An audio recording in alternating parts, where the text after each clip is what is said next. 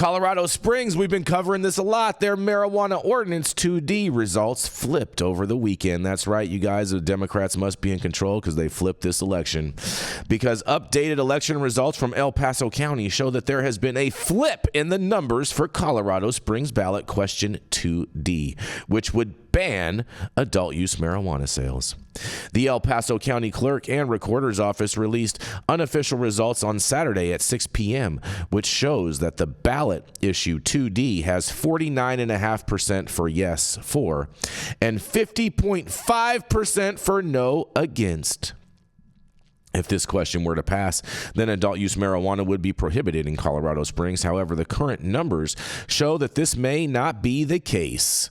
Legalizing adult use marijuana was also proposed on the ballot in 2022, but was shot down by voters. And ballot question 300 could determine if medical marijuana dispensaries would be allowed to also sell adult use products. And currently, the yes for votes are over 20,000 ahead, and the no against votes. And with these current numbers, adult use marijuana sales could potentially be legal in the future in Colorado Springs. So congratulations, Colorado Springs. That is huge, huge, huge news for you guys. What do y'all have to say about this?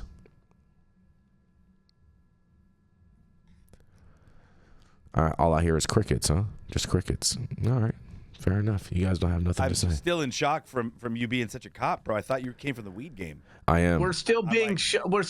I am for the weed game. I am from the weed game, Matthew St. Germain. But I'm also not with people just being blatant criminals and just. I'm not for total anarchy. I need some law and order in my life. Total anarchy, Jason. How's the drug war been going for 45 years, Jason? The drug war is a complete failure, Matthew St. Germain. Right. We all agreed on that. Who instituted the drug war? What's that? Who instituted the drug war? Nixon. Correct. Why? There's a whole Matthew. What's your point? Civil rights and to destroy what's your point, Matthew? What's your point? Right. What's your point, Matthew St. Germain? What's your point? My point is the drug war has been unfunctional, dysfunctional, and has not worked. I agreed with that. I agreed with that. Of that, going to suddenly make it function. What's that? How is killing people going to make the drug war start to function, please? Well, because people are going to know that there's steep penalties for certain crimes, and anyone that is killing people with fentanyl, I think, deserves the death penalty, and that's really what he's addressing over here is the massive fentanyl influx that's happening into our country. Have you never seen what the cartels do to each other on the daily? They torture and murder each other to the thousands. And so what's your point, Matthew St. Germain? What's your point? I think my point is you guys need to find a way to litigate this issue while simultaneously covering the next article. Yarrow, you asked me a question. Give me a second. My point is, one, the drug war is a failure. Okay, Two, I agree with that. Cartels murder each other to the thousands every year. Lots of people murder each other. They don't even have to be cartel members to do that. People going to stop or make the drug war work? Well, because you're all going to sit around with Matthew St. Germain and do acid and sing Kumbaya and sing Ring Around the Posy. That's how. Okay, so you don't have an answer. Yeah, there we go. Excellent. Thank you. Yarrow, go ahead. Now that Jason revealed he actually doesn't have an answer, I'd like to hear what you have to say. Yeah, what I have to say is that part of the job of pundit on this show is to find a way when we don't let a topic go to weave it into our commentary on the next article and find a way to circle back and double back. So I am going to ask both of you to continue this lively debate without backtracking, and so that we can weave it into covering this article. This article is about an aggressive policy in a pro-cannabis state that has been at the forefront of legalized cannabis. And I invite the two of you to weave your perspectives into covering this, because otherwise it's just an oil wrestling match. Well, to me, it looks like the pro-cannabis guys have very much won in this Colorado Springs, which is a very, very conservative location. You know what I mean? But Jason, the entire results aren't in though yet, right? Well, they're saying that they're up, and they're saying this is basically the switch, and basically, usually happens overnight, and now it's been a whole week, and so I'm going to ride with this until another story comes out that it's going to pass. Well, I think we should pause on that, because I would not be surprised if they have a recount. Well, that's because you're a professional flip-flopper. Hold on. If it's 50.5% versus 49.5%, I'm pretty sure there's going to be yeah, that's well within the margin of error. That's fine. That's fine. That's fine. Saying that it's a victory. Hey, I'm calling it a victory today, Rico. Okay, we may have a whole other story tomorrow or a few days from now that points a different way, but as of right now, today, it's a victory. Why? Because that's what this article states. Yep. It's not even settled. Like what? It's a victory. It's a win. You just call it. Big W's, bro. Big W's. Why would we consider it a win if there was a ban on recreational marijuana in Colorado Springs? No, so there's always been a ban, and they voted for it this year, okay?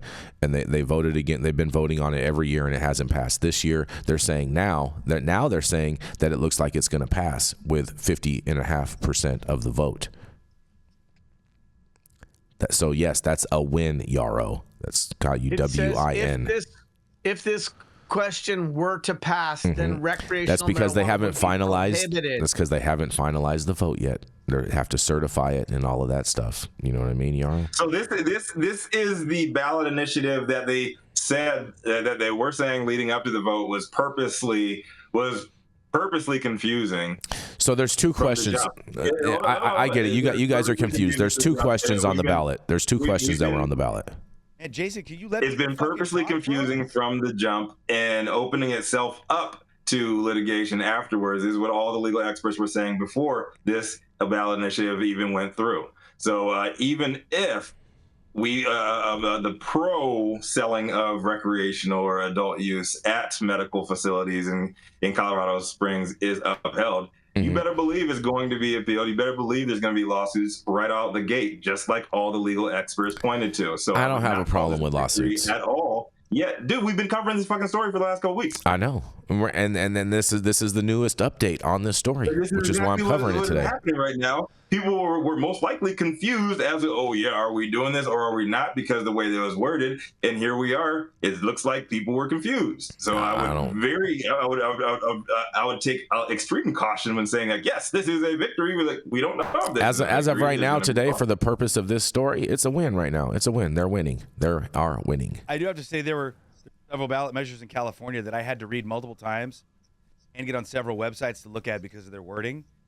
The same thing happened later, Rico. Same thing happened with that flavored tobacco ban in California, where it literally was like vote yes or vote no to allow flavored tobacco to be sold because it was an upending of a legislatural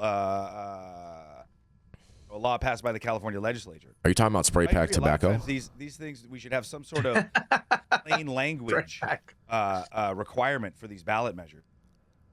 I agree with that, Matthew St. Germain, in all reality, because I do believe a lot of the times the people, when they word different initiatives, they do word them sneakily to try to make sure we should that have the death penalty for people who word those bills wrong. I mean, I'm all in favor of the death penalty. Yeah, let's just have the death penalty for everything. That's gonna fix it. That'll work. That'll eliminate a lot right there, Matthew St. Germain. Yep.